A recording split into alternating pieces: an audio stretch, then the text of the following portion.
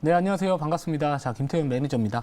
자, 요즘 시장이 상당히 좀 매매하기가 쉽지가 않고요. 또 일정 특정 이제 테마에 수급이 집중이 되면서 전반적으로 이제 미국 증시에 대한 이 커플링되는 모습보다는 이 중국 증시에 대한 이 커플링되는 모습이 최근에 좀 많이 보여주고 있습니다. 뭐 실제로 이제 중국의 주요 경제 지표가 상당히 좀 부진한 모습을 보여주기도 했었고요. 뭐 일부 이제 부동산 관련해가지고 뭐 디폴트에 대한 이런 우려감도 확산이 되고 있는 상황입니다. 자, 그러다 보니까 이 위안화의 가치가 상대적으로 좀 약세 흐름을 보여주고 있고 그 부분들이 우리나라의 이제 원달러 환율 상승하고도 연관이 있다. 전 이렇게 생각을 하고 있거든요. 자, 그렇기 때문에 이제 개별 이슈 있는 종목들에 계속해서 좀 주목을 해야 될 것 같고요.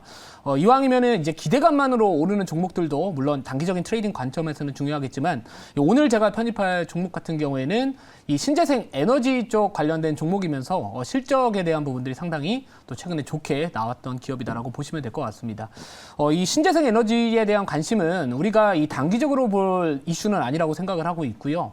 실제로 요즘에 이 이상기후 현상, 이 슈퍼 엘니뇨에 대한 부분들 때문에 많은 국가들이 이 골치가 좀 많이 아픈 상황입니다. 특히나 뭐 폭염이나 폭우 막 이런 부분들 때문에 좀 좋지 않은 소식들이 계속해서 국내뿐만 아니라 전 세계적으로 계속해서 나와주고 있기 때문에 자, 그런 부분들을 대응하기 위해서는 각 국가 간의 이런 이 친환경 정책적인 부분들이 앞으로 계속해서 발표가 될 수밖에 없다. 그러면 결국에 우리가 이 탄소 배출량에 대한 부분들이나 그런 이 대안으로서 이 신재생 에너지, 뭐 풍력이든 태양광이든 그런 부분들에 대한 중요성이 다시 한번 좀 부각될 수 있지 않을까 이렇게 생각을 하고 있고요. 자, 오늘 제가 이제 리뷰할 종목을 먼저 말씀을 드릴게요. 대현제약입니다.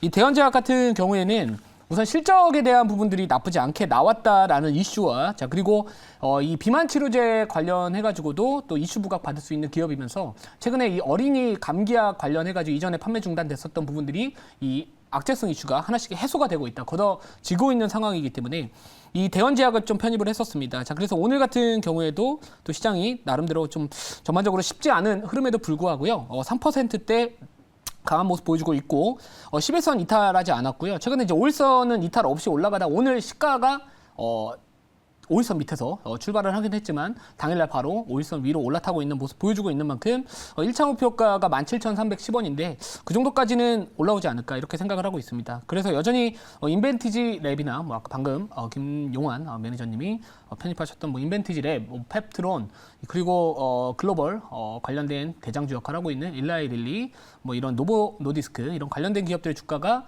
계속해서 상승 흐름을 유지하고 있는 만큼 이 종목도 후속주로서 이 비만 치료제의 후속주로서 또 따라가 붙을 가능성도 있기 때문에 1차 목표가 계속해서 전략 유지하도록 하겠습니다. 자, 그리고 오늘 이제 사실 로봇 관련된 종목들 그리고 일부 다른 섹터들이 상당히 좀 조정폭이 상당히 큰데요. 저는 이 로봇 관련된 종목들은 하반기에 분명히 우리가 주목을 해야 된다라고 생각을 하고 있습니다. 이 두산 로보틱스에 대한 이야기들 이번 달에 그리고 앞으로도 계속해서 나와줄 수 있고요.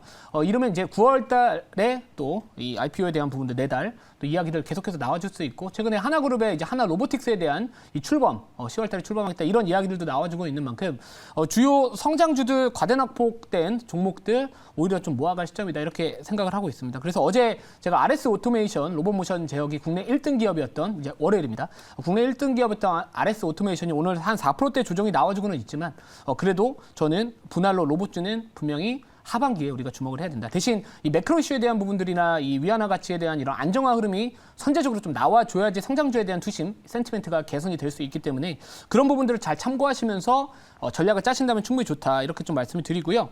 자, 그리고 또 다른 리뷰할 종목 같은 경우에는 사실 제가 오늘 만약에 편입을 할 수 있었다면은 제가 기존의 포트에 편입돼서 목표가 터치했던 뭐 폴라리스 오피스나 아니면 이 오브젠을 가져왔을 것 같아요. 근데 이미 포트에 편입이 됐고 일부 종목은 이제 2차 목표가 도달을 한 상황이다 보니까 제가 편입을 할 수는 없지만 뭐 네이버 하이퍼클로바 X에 대한 출시 기대감과 그리고 전반적으로 지금 이 AI 관련주들의 주가의 위치를 보시면은 전반적으로 좀 눌림이 나와 있단 말이죠. 그렇기 때문에 뭐 AI 관련된 종목들 뭐 셀바스 AI나 폴라리스 오피스, 오브젠 뭐 알체라 이런 애들도 여전히 우리가 좀 눌림목 공략 좋아하시는 분들한테는 또 나름대로 하나의 대안이 될 수 있다. 하지만 제가 오늘은 가져올 수가 없었다라고 생각을 합니다. 그래서 뭐 아쉽지만 오늘은 좀 신재생 에너지 쪽으로 좀 말씀을 드릴게요.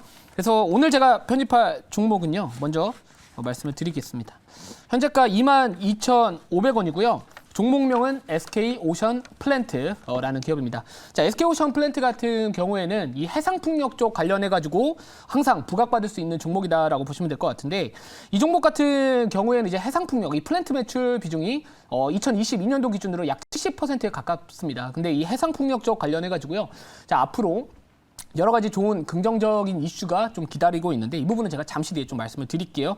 자, 그리고 이 대표적으로 이제 풍력 쪽 관련해가지고는 뭐 대장주 역할을 할 수 있는 게 뭐 CS 윈드나 CS 베어링입니다. 근데 제가 이전에 CS 베어링 같은 경우에도 포트에 편입을 했는데 손절가 터치는 했지만 제가 이 공개 방송이나 네이버 밴드나 이런 곳에서 이 종목 같은 이 CS 베어링 같은 종목들, 풍력 쪽이나 이런 부분들은 손절할 종목은 사실 아니다라고 말씀을 드렸는데 그 이유가 뭐냐면 뭐 CS 베어링 같은 경우에는 어떻게 보면 이 지멘스 가메사라는 그 기업의 이제 부품 쪽 관련해가지고 불량률에 대한 이야기들이 나왔는데 그 반사 이익을 얻을 수 있는 게 CS 베어링이다라는 이야기가 나왔거든요. 그리고 오늘 같은 경우에도 이 종목이 먼저 치고 올라갔기 때문에 이 풍력 관련된 종목들 중에서 사실 제가 고민했던 게 대명에너지를 가져올까 아니면 SK오션 플랜트를 가져올까 고민을 했었는데요.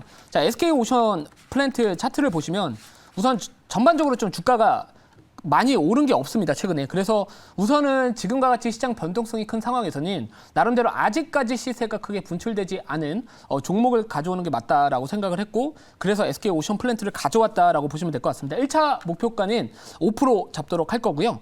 자, 그래서 뭐 최근에 이 대만 쪽 관련된 이런 이 라운드 1 스테이지 1 쪽 관련해가지고 발주에 대한 그 기대감이 이제 하반기에 올라올 수 있다라는 거 그리고 2분기 실적 발표가 또 상당히 잘 나왔습니다. 2분기 매출이 전년 대비 매출액 기준으로 52% 급증을 했고요. 그리고 영업이익 같은 경우에도 또 상당히 잘 나왔습니다. 그래서 시장의 컨센을 상회했다라는 부분들도 있기 때문에 지금처럼 전반적으로 시장이 불안정한 상황 속에서는 이 정책적 관련된 종목들 그리고 실적 좋은 기업들 그리고 주가의 위치가 상대적으로 최근에 많이 올라갔던 흔적이 없는 기업들이 지금 같은 시장에서는 조금은 매매하기 좋지 않을까 이렇게 생각을 했습니다. 자, 그래서 뭐 상반기에 실적이 좋았던 이슈나 이런 것들은 제가 뭐 시간적인 좀 제약이 있기 때문에 녹색 밴드 김태훈 검색하시면은 그 관련된 자료 제가 올려드릴 테니까요. 많이들 참고하시면 좋을 것 같고요. 자, 이 자료 보고 추가적인 가격 전략 말씀을 드릴게요. 자, 우선은 이 해상풍력 쪽 관련해가지고 이제 동사의 사업 부분 및 매출 비중에서 제일 높은 부분을 차지하고 있습니다. 자, 그래서 결국에 이 종목 같은 경우에는 과거에 3강 MNT라는 사명을 가지고 있다가 이제 SK 오션 플랜트라는 사명 변경이 됐었는데요.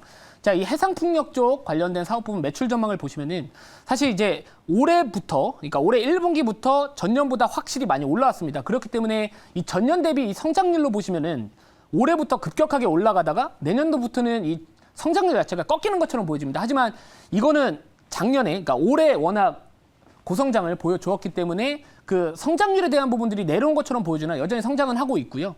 자, 그리고 지금 이 풍력 쪽 관련된 사업 부분 매출 전망을 보시면은 올해를 기점으로 내년, 내후년까지도 계속해서 지속적인 이 매출 성장에 대한 기대감이 반영이 되고 있습니다. 국내뿐만, 이 울산 지역뿐만 아니라 이 대만 지역에 대한 부분들도 같이 한번 수혜를 받을 수 있기 때문에 그리고 특히나 이 해상풍력 쪽 관련해가지고는 공급자 우위 시장입니다. 그렇기 때문에 전반적으로 이 기업이 가질 수 있는 프리미엄 자체도 앞으로 이 풍력 쪽 시장이 성장하게 된다면은 직접적인 수혜를 기대해 볼 수 있지 않을까 이렇게 생각을 하고요. 자, 다음 자료에 볼게요. 자, 그래서 이 한국 해상풍력 설치량 전망을 보시면은 이전까지는 사실 그렇게 유의미한 수치가 찍혀지지 않다가 드디어 이제 올해를 기점으로 이제 내년도부터 본격적으로 이 해상풍력 설치량이 급증을 할 예정이 있기 때문에 제가 봤을 때는 지금 정도의 자리라면은 이 종목 같은 경우는 사실 뭐 단기적인 관점에서도 자리가 좋다라고 했기 때문에 제가 편입을 했지만 사실 SK오션 플랜트 같은 경우에는 이 중장기적으로도 충분히 유망한 기업이지 않을까 이렇게 생각을 하고 있습니다. 자, 다음 자료 볼게요. 자, 그래서 실적에 대한 부분들도 같이 한번 이어서 가보면은 자, 2020년도 3분기를 저점으로 지속적으로 우상하고 있는 그런 흐름을 우리가 확인해 볼 수 있을 것 같습니다. 그래서 뭐 지금까지도 전반적으로 좀 좋은 모습 보여주다가 뭐 내년, 내후년까지도 계속해서 이 해상풍력 시장의 발전과 함께 이 낙수 효과를 기대할 수 있는 그런 좋은 기업이지 않을까 이렇게 생각을 하고요. 자, 다음 자료 볼게요. 자, 그래서 주가의 위치를 한번 보시면 좋을 것 같아요. 그러니까 아래 보시면은 제일 아래에 있는 이 막대 그래프 같은 경우에는 이제 기간 수급 추이를 나타내고 있는 막대 그래프라고 보시면 될 것 같은데 자, 지금 최근에 기관계 자금들이 계속해서 매수세가 유입이 되고 있는 상황입니다. 자, 물론 이 외국 외국인들의 매수세가 들어와 주지는 않고 최근에 나가주고는 있지만 이 기업을 어떻게 보면 저는 드라이브하고 있는 수급 주체는 기관 쪽이라고 생각을 하고 있고요. 실제로 주가가 많이 올라간 게 없습니다. 오늘 같은 경우에는 이제 8% 정도 장중에 올라가 있기는 하지만 뭐 제가 봤을 때 중기적인 관점에서 바라본다면은 만약에 직전 고점만 돌파한다면은 어느 정도 이제 추세 전환에 대한 이 성공 가능성을 우리가 좀 높게 볼 수 있지 않을까 이렇게 생각을 하고 있기 때문에 뭐 지속적으로 홀딩 전략 하면서 1차 목표가 도달 그리고 2차 목표까지도 계속 바라보는 전략이 좋지 않을까 이렇게 생각을 하고 있습니다. 자, 질문 받아보고요. 추가적인 가격 전략 말씀을 드릴게요. 네, SK 오션플랜트 풍력 태양광 쪽인데요. 네. 풍력 태양광 쪽이 언제쯤 이렇게 다시 좀 옛날처럼 올라갈지 그것 좀 이야기해 주세요. 네, 사실 뭐 정확한 시기는 제가 언제 몇 시 몇 초에 올라간다 이렇게 말씀드리기는 어렵겠지만 분명히 이번에 이상기후 현상으로 인해 가지고 각 국가의 이 신재생 에너지에 대한 정책적인 발언들은 앞으로 하반기에 충분히 많이 나올 수 있다라고 생각을 하고 있습니다. 뭐 최근에 뭐 여러분들 아시겠지만 곡물 가격이 뭐 급등을 하거나 뭐 이런 부분들의 전반적인 그 큰 이유가 이상기후 현상으로 인해서 나타났고요. 실제로 우리나라에서도 비가 너무 많이 와가지고 평소보다 덥고 평소보다 비가 많이 온다. 그럼 결국에 우리가 지금 시대에서 대응하지 못한다면은 앞으로 미래에 큰 문제가 될 가능성이 높기 때문에 충분히 뭐 하반기에 이 신재생 에너지 쪽 관련된 각 국가들의 정책에 대한 이야기들은 지속적으로 나와줄 수 있다. 이게 제가 봤을 때 이 태양광이나 풍력의 제일 큰 모멘텀이 되지 않을까 이렇게 생각을 하고 있습니다. 자, 1차 목표가 아까 5% 말씀을 드렸고요. 자, 2차 목표가는 25,500원 그리고 손절가는 2만 원 말씀을 드리도록 하겠습니다.